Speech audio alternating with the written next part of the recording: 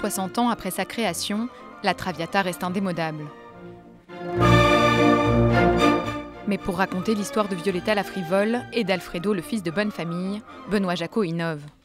Dans les costumes, l'esprit du 19e siècle est bien là, mais le cinéaste donne au chef-d'œuvre de Verdi une dimension contemporaine.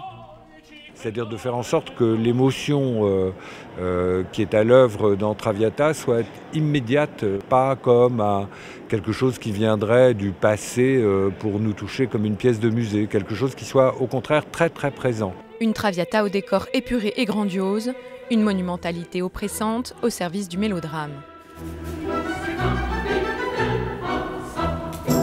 C'est un choix de départ qui était celui de faire en sorte que les 4 tableaux, puisqu'il y en a 4, soient chacun résumés, condensés et intensifiés par un élément du décor qui prend toute la place. Le premier tableau qui se passe chez Violetta, qui est une courtisane, c'est son instrument de travail, c'est-à-dire son lit, qui prend toute la place. Puis celui dans un hôtel particulier, pendant une fête de carnaval, c'est un gigantesque escalier sur quoi tout se passe. Voilà.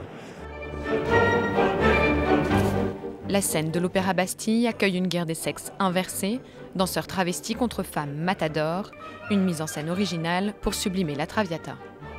J'ai essayé de rendre les choses les plus lisibles, les plus sensibles et les plus évidentes possibles. Ça veut dire d'exposer le chant, la musique et le drame le plus évidemment possible.